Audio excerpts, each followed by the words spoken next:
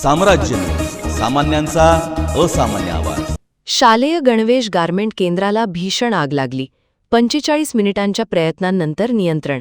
शहरातील साखरपेठ परिसरातील स्वस्तिक मिठाई समोरील गल्लीत आज सायंकाळी सुमारे 6:30 वाजण्याच्या सुमारास शालेय गणवेश तयार करणाऱ्या जुन्या दुमजली गारमेंट केंद्राला भीषण आग लागल्याची घटना घडली। या आगीत मोठ्या प्रमाणात कापड व तयार गणवेश जळून नुकसान झाल्याची प्राथमिक माहिती समोर आली आहे। मिळालेल्या माहितीनुसार सैफन सगरी यांच्या मालकीच्या रेडीमेड शालेय गणवेशाच्या केंद्रात अचानक आग लागली। परिसरातील नागरिकांनी धूर व ज्वाळा दिसताच तात्काळ अग्निशमन विभागाला कळवले।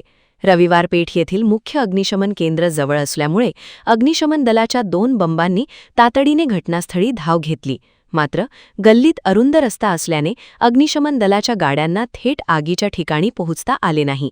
त्यामुळे सुमारे 100 ते 150 मीटर अंतरावर गाड्या उभ्या करून अग्निशामक कर्मचाऱ्यांना पाईपच्या सहाय्याने आतमध्ये प्रवेश करून पाण्याचा मारा करावा लागला। गारमेंटमध्ये मोठ्या प्रमाणावर कापड साठा असल्याने आगीने काही वेळातच तीव्र रूप धारण केले। दरम्यान घटनेची माहिती मिळताच नगरसेवक प्रवीण दर्गो पाटील यांनी घटनास्थळी धाव घेतली आणि स्वतःही बचाव व आग विझवण्याच्या कामात सहभागी झाले।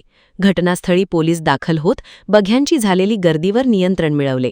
नागरिकांची मोठ्या प्रमाणात गर्दी झाल्याने अग्निशमन विभागाच्या कर्मचाऱ्यांना अडचणी निर्माण झाल्या होत्या।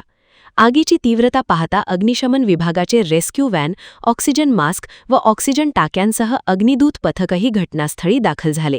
अग्निशमन दलाच्या सुमारे 6 बंबांच्या मदतीने जवळपास 45 मिनिटांच्या अथक प्रयत्नांनंतर आग आटोक्यात आणण्यात यश आले। या घटनेत सुदैवाने कोणतीही जीवितहानी झाली नसल्याचे समजते।